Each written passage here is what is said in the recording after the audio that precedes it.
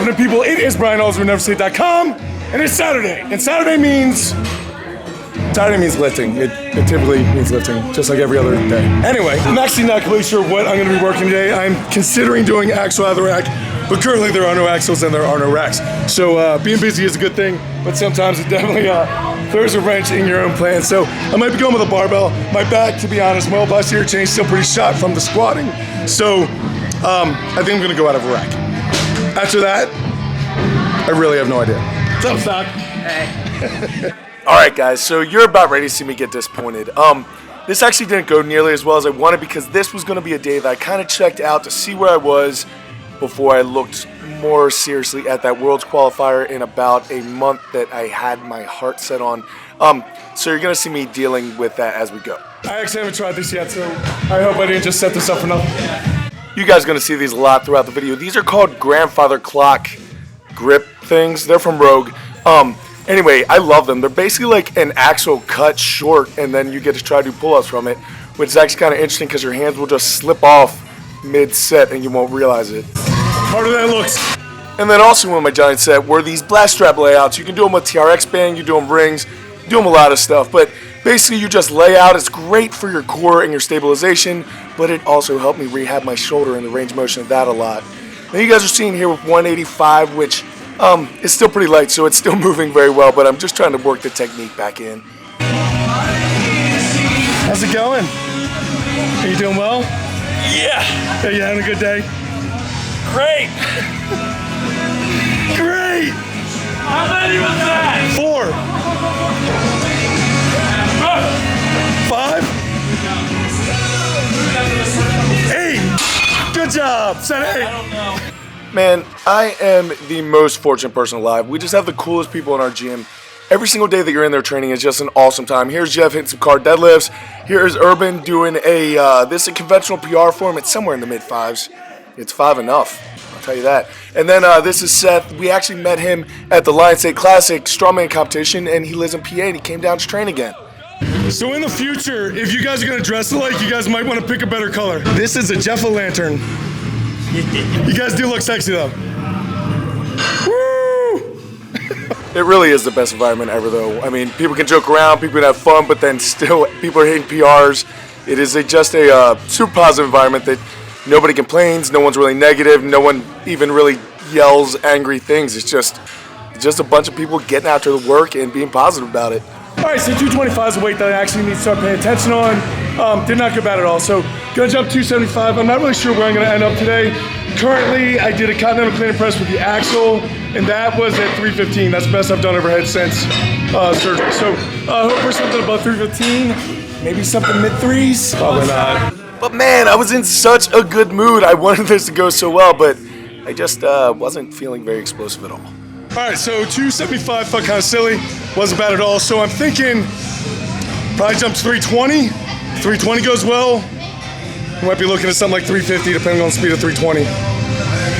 Or we might be looking at missing 320 and stopping the workout. That could happen too. But fortunately, it did not. This is 320 right here, guys. It really didn't go bad at all. The problem is this is the heavy it's been for me, so I am not even splitting. As you guys can see there, it was kind of a, no, it wasn't even a step. It was a shuffle, maybe. I didn't split. No. I wanted to split. All right, well, 320 went pretty well. I did kind of a half split kind of thing. I don't know what the heck that was. But it still moved pretty well according to other people. I have not seen it yet. So they're telling me to jump up to 350. 350 seems a bit much. But as with everything, don't know if you don't try. Let's go, man. Let's go. Let's go. Let's be great, Brian. Let's be great right now. Push through your heels. Let's go. Come on. Tight rack. Tight rack. What are you there? Get that headroom. Let's go. One time. Do your job. Come on. Stand up. Yeah. All right, so 350 actually went better than expected. I'm not splitting. I think I'm just not used to an overhead press, to be completely honest. So when it gets heavy, my body doesn't want to do what I want it to do, which means it's doing whatever the heck it feels like, which has worked out thus far. Everyone's telling me to jump 370, so that's what is loaded, and that's what's going to try to happen. But if I were a betting man, I'd put it all in Sasquatch. And here we go with 370. Didn't even didn't even really go much of anywhere. This is not good. So I'm way out front. Technique is terrible. I didn't split. I just shake my head because I know it's over. Missing 370 is not good at all. It is what it is, but I need to be back higher than that right now if I'm going to be competing anytime soon.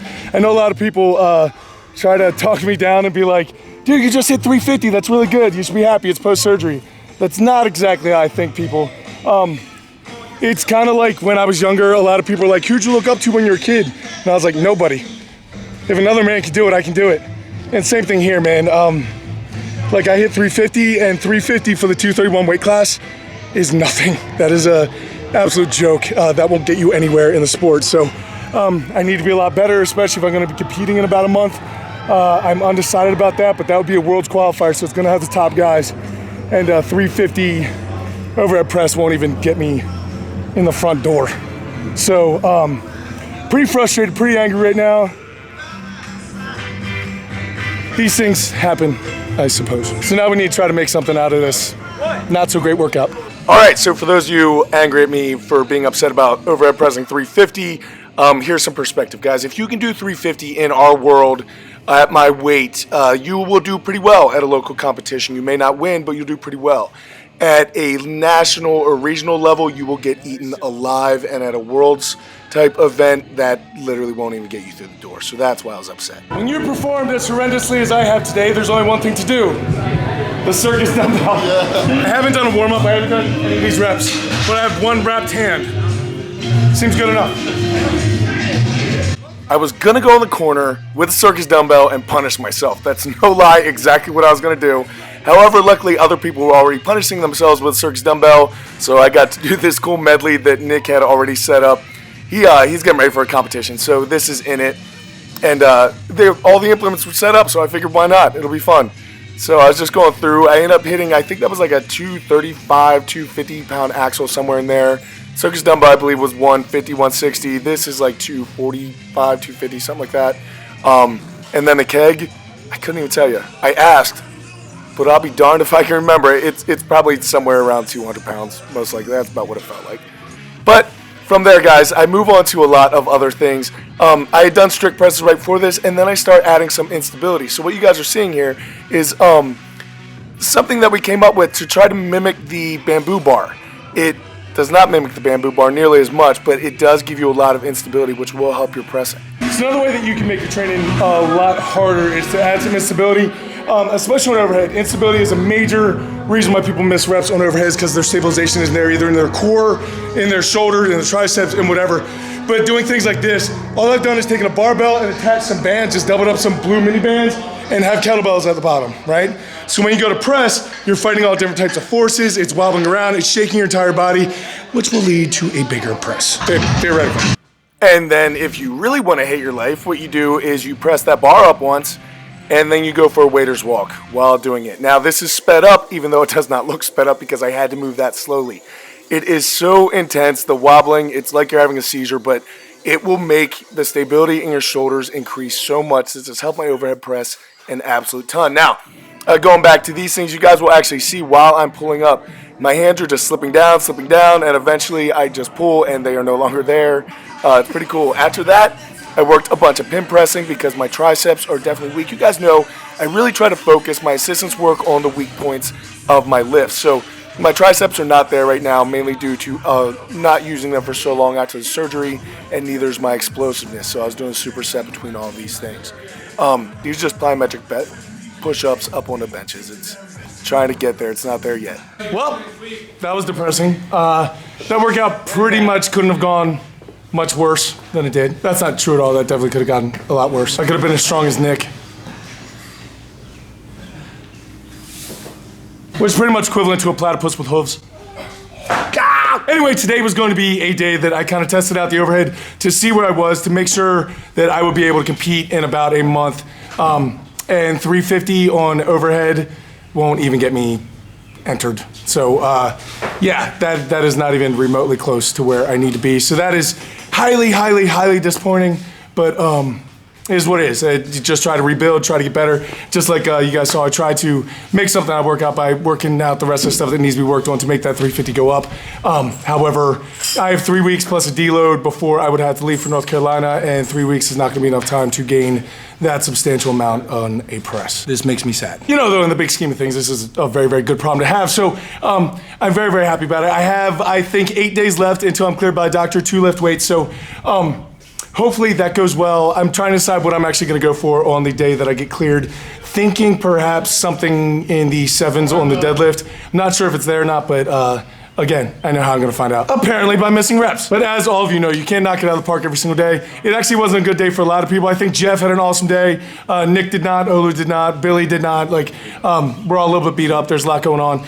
So overall, very, very positive day. Very, very good energy. Awesome stuff going on in the gym. But as far as the lifting went, as far as myself, Nick, and Billy, and Olu, it did not go well at all. These things happen. But we did put another brick in the wall, which is the important thing because this is a long game. It is a marathon, not a sprint. So as always, we're going to get out there. Guys, thank you very much to those of you who decide to pick up a t-shirt or if you guys decide to buy a program. I do really, really appreciate all the support, guys. It has just been so overwhelming, so awesome. And thank all of you for going over to the Miles video and checking that out. A lot of people have not clicked on it, guys. Click on that video. When you guys see Miles with CP, it is going to change your perspective, not only on life, but lifting.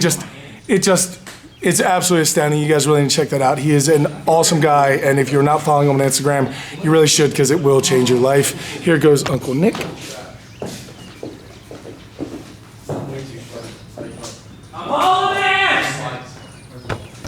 Anyway, guys, this week there's going to be some instructional stuff. There's also going to be some diet stuff, some comeback stuff. The finale for the comeback is actually coming up, I think, next week. I don't know what I'm going to do after the comeback series. I guess we'll figure that out. Leave in the comment section down below if you have an idea for me. Otherwise, guys, I will catch up with you later in the week. But until I do go out, do something amazing with your lives, keep working hard, people. Be nice to each other. And I'll see you then. Hopefully with a heavier overhead press. What? Finale. Fatality.